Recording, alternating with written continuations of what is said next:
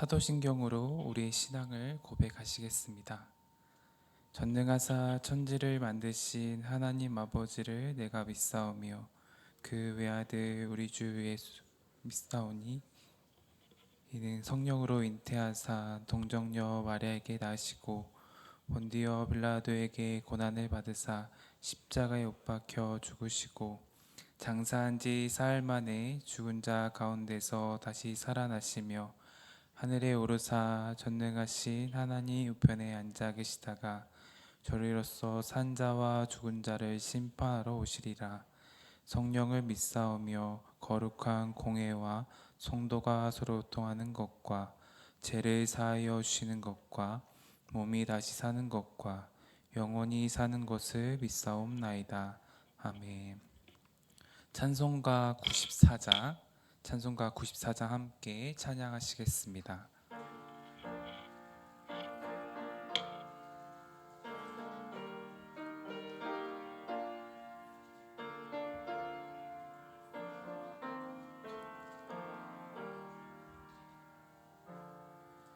주 예수보다 더 귀한 것은 없네. 이 세상 부귀와 바꿀 수 없네. 영축은 내 대신 돌아가신 그 놀라운 사랑 잊지 못해.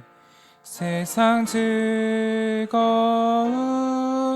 다 버리고 세상 자랑 다 버렸네. 주 예수보다 더 귀한 것은 없네. 예수밖에는 없네.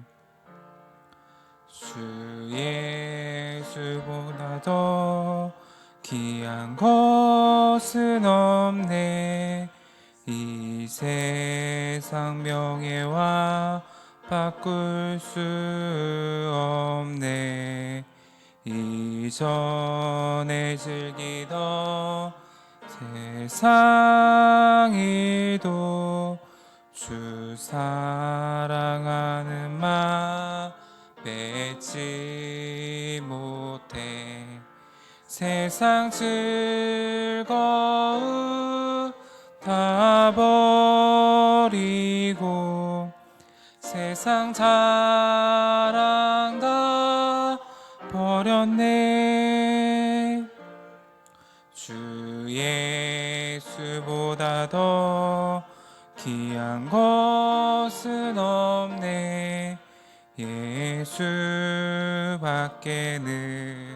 없네. 주 예수보다 더 귀한 것은 없네. 이 세상 행복과 바꿀 수 없네. 유혹과 핍박이 몰려와도 주 섬기는 내 맘 변치 않아. 세상 즐거움 다 버리고 세상 자랑 다 버렸네. 주 예수보다 더 귀한 것은 없네. 예수밖에는 없네. 아멘. 오늘 우리가 함께 나눌 말씀은 누가복음 13장 1절부터 21절 말씀입니다. 누가복음 13장 1절부터 21절 말씀, 제가 가진 성경으로는 신약 117쪽에 있습니다. 한 절씩 교독하시고 마지막 한 절은 합독하도록 하겠습니다. 그때 마침 두어 사람이 와서 빌라도가 어떤 갈릴리 사람들의 피를 그들의 제물에 섞은 일로 예수께 아뢰니,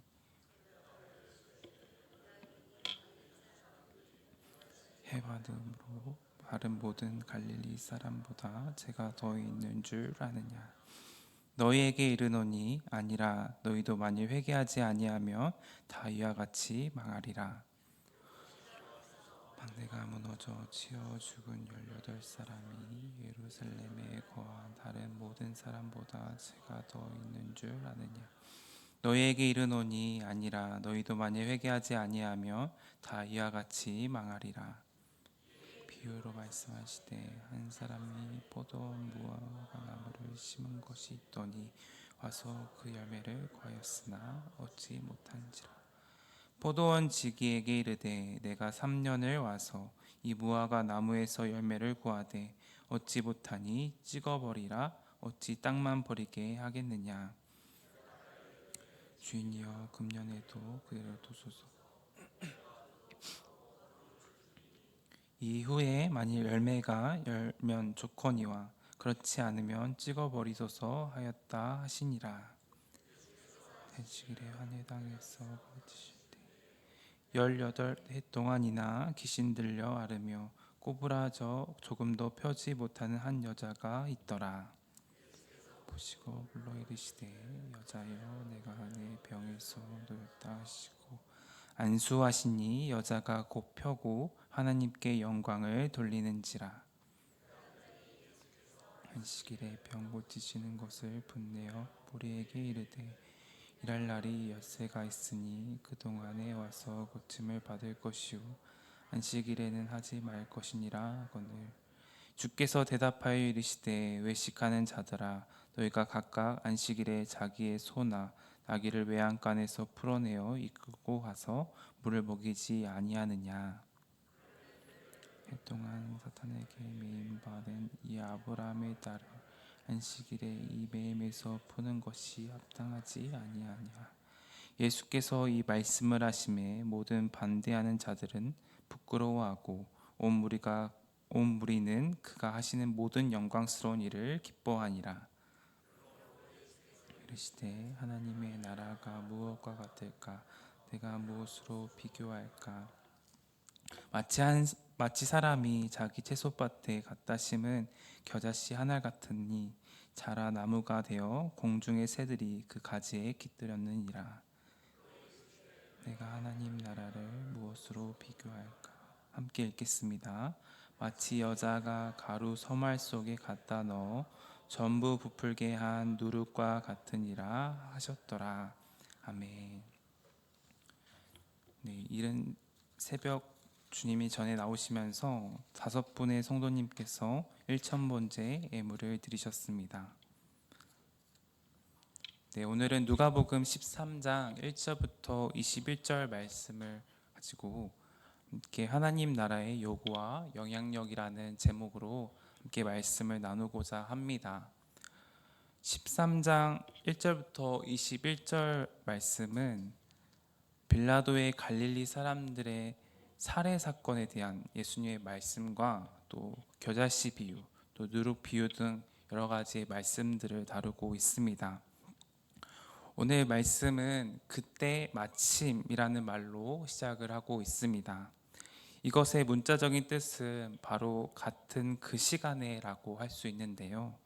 즉 오늘 본문은 앞선 12장 54절부터 59절과 관련이 되어지는 의미가 됩니다. 12장에서 예수님께서는 시대를 바르게 분별하라고 말씀을 하셨습니다. 이처럼 시대를 바르게 분별하며 살아가야 할 우리가 갖춰야 할 모습들이 무엇일지를 한번 함께 살펴보고자 하는데요. 첫 번째로는 회개의 필요성입니다. 1절부터 5절을 보면 그때 마침 몇몇 사람들이 예수님께 나와서 믿기 어려운 이야기를 들려주고 있습니다. 당시 이스라엘 백성들이 하나님께 제사를 드릴 때 제물로 드리는 짐승은 제사를 드리는 사람들이 직접 잡아왔었습니다. 유월절이나 초막절과 같은 때에 수만 마리의 짐승을 잡아야 하는데 제사장들이 그것을 감당하는 것이 불가능했던 것이죠. 그래서 제사장들은 제물로 드린 이 짐승의 피를 제단에 뿌리고 각든 제물을 불로 태우는 일만 했었습니다. 그렇게 사람들이 제물로 드릴 짐승을 잡고 있는데 빌라도 총독이 갈릴리 사람들을 죽이고 그 피를 제물을 드릴 짐승의 피와 섞었다고 하는 이야기를 들려주고 있는 거죠.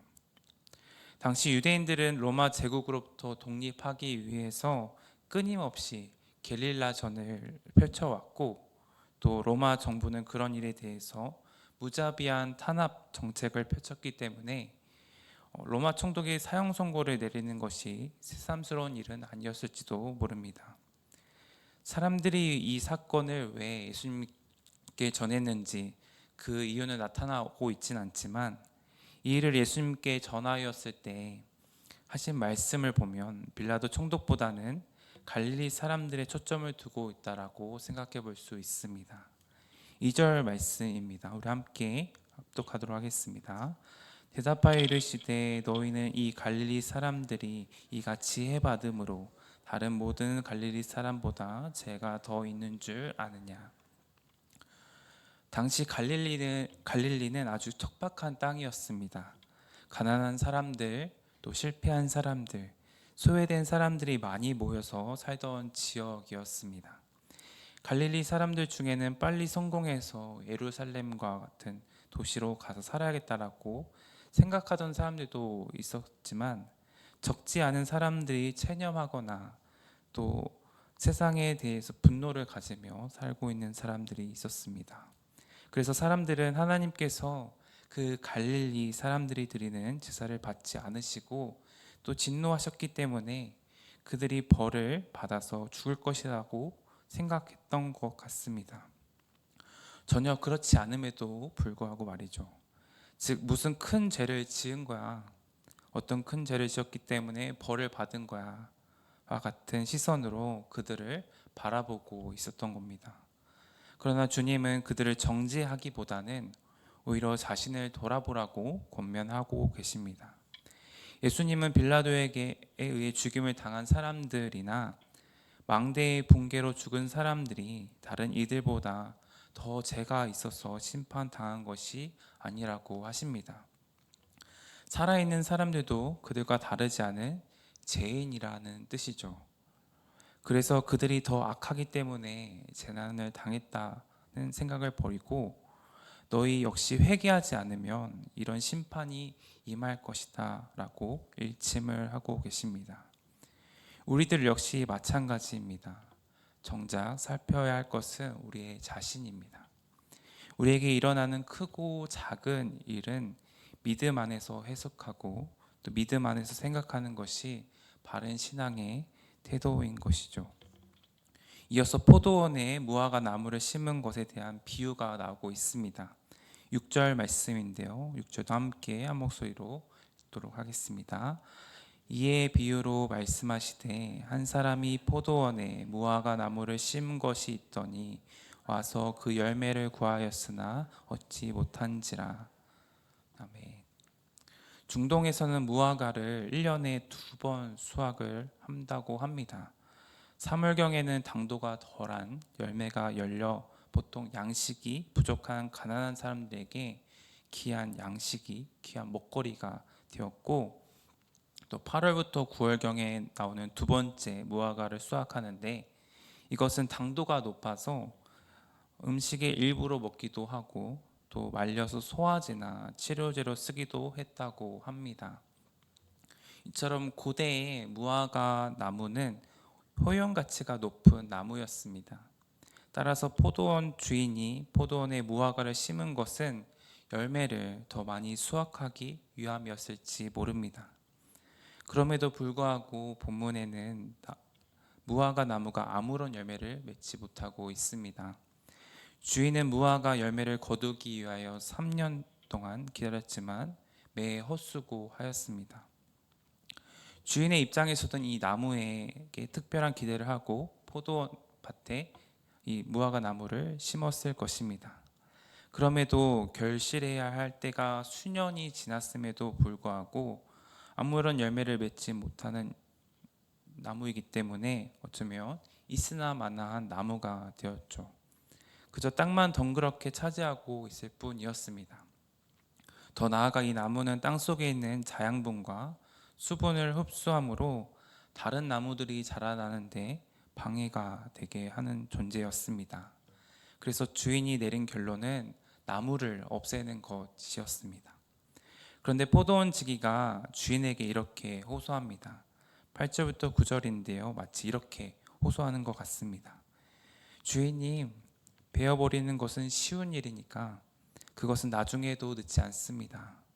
제가 둘레도 파주고 비료도 주겠습니다. 한 해만 더 기다려 주세요. 만약 그때도 열매가 열리지 않으면 그때 뵈면 좋겠습니다. 라고 간청을 하는 것이죠. 예수님의 이 비유의 초점은 죽음이나 파멸이 아니라 생명과 결실에 있었습니다. 당장 심판이 임해도 전혀 이상하지 않지만 예수님이 오셨고 회개를 촉구하는 사역의 열심이었던 것이죠. 이스라엘이 열매에 맺을 기회가 아직 있었습니다. 물론 그 시간은 길지 않습니다. 도끼는 이미 뿌리에 놓여 있기 때문입니다.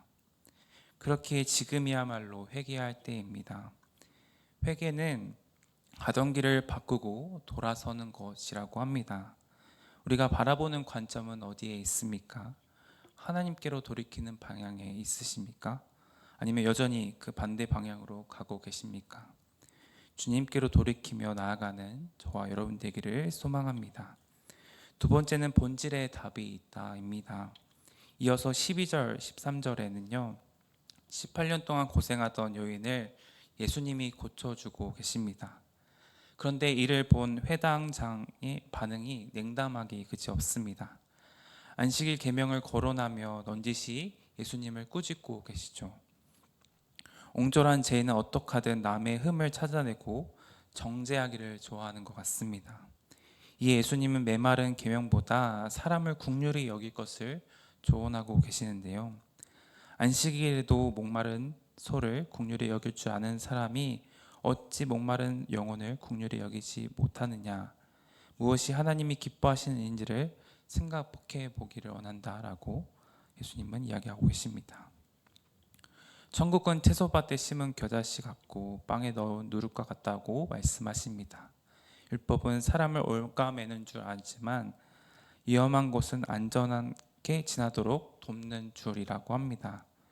회개가 잘못된 것을 뉘우치고 고치는 것이라고 한다면 말씀에 대한 오해를 바로잡는 것도 회개의 일부이죠.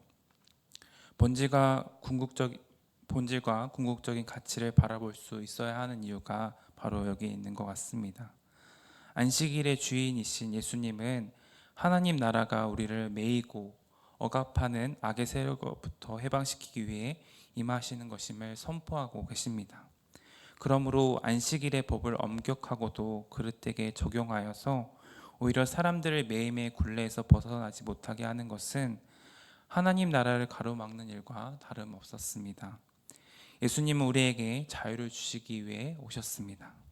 그 여인이 누린 해방과 영광은 장차 하나님 나라에 들어올 모두가 누릴 것이었습니다. 곧바로 18절부터 21절 말씀은 하나님 나라를 조명해 주는 한 쌍의 비유가 등장합니다. 하나님 나라는 채소밭의 주인이 밭에 심은 겨자씨 하나가 같은데 그것이 자라 나무가 되어 공중의 새들이 가지에 깃들게 됩니다. 가장 작은 씨로 여겨지는 겨자씨 한 알이 밭에서 가장 큰 나무가 되어서 새들에게 쉼을 제공하는 전체 이미지가 하나님 나라의 풍경을 묘사하고 있습니다. 두 번째는 누룩 비유인데요. 한 여인이 가루섬 아래 조금의 누룩을 넣는 게 그것이 전체를 부풀게 하고 있습니다. 예수님은 하나님 나라가 누룩과 같다라고 말씀하십니다. 지극히 소량의 누룩이 가루 섬알 전체를 부풀게 하는 것이죠. 처음에는 보잘것없지만 끝에 놀라운 반전을 가져올 하나님 나라의 역설을 한 쌍의 비유를 통해서 그려주고 있는 것입니다. 겨자씨 한 알과 누룩이 비록 지금은 작아서 잘 보이지 않겠지만 결국은 모든 사람이 알 만큼 크고 강력하게 이 땅에 하나님 나라가 세워질 수 있다라는 것을 나타내고 있습니다. 그렇기 때문에 우리의 신앙생활 역시 하나님 나라를 이루어 가야 하는 삶이 되어야 할 줄 믿습니다. 가정에서, 일터에서, 또 교회에서 등 우리의 삶 전 영역에서 하나님의 주권을 인정하고 하나님의 말씀에 순종하는 것이 하나님의 다스림 속에 있는 것이고 또 하나님 나라를 이루어 가는 것입니다. 오늘 말씀을 정리하도록 하겠습니다. 18해 동안이나 귀신 들려서 고통 속에 있던 여인을 사람들은 안식일이라는 틀에 매여서 아무도 주목을 하지 않았지만 예수님은 그 여인을 먼저 쳐다보시고 부르셨고 그리고 회복시켜 주셨습니다. 우리들에게 어떠한 문제 또 어떠한 어려움들이 있을지라도 겨자씨 한 알과 누룩과 같은 작은 것들을 통해서도 얼마든지 크고 또 강건하게 나타낼 수 있는 하나님 나라를 꿈꾸면서 예수님 앞에 늘 진실되게 또 우리의 삶이 주님께로 돌이키고 주님 앞에 나아가서 우리의 신앙 삶 가운데도 하나님 나라가 이루어가는 삶이 되기를 소망합니다. 우리들이 그런 삶이 되어지는 삶이 놀랍게 펼쳐지기를 소망합니다.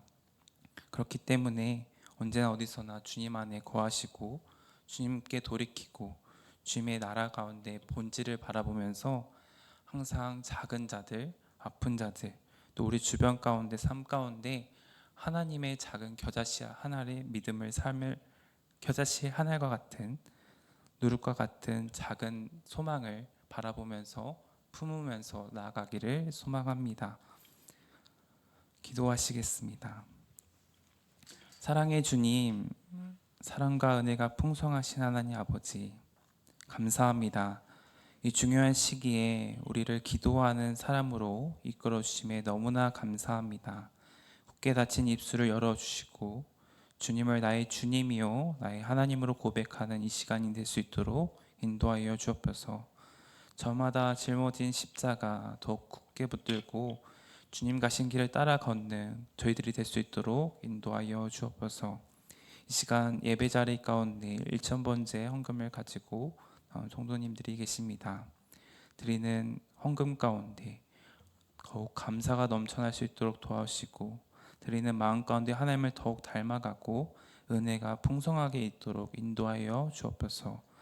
감사드립니다. 예수님의 이름으로 기도합니다. 아멘.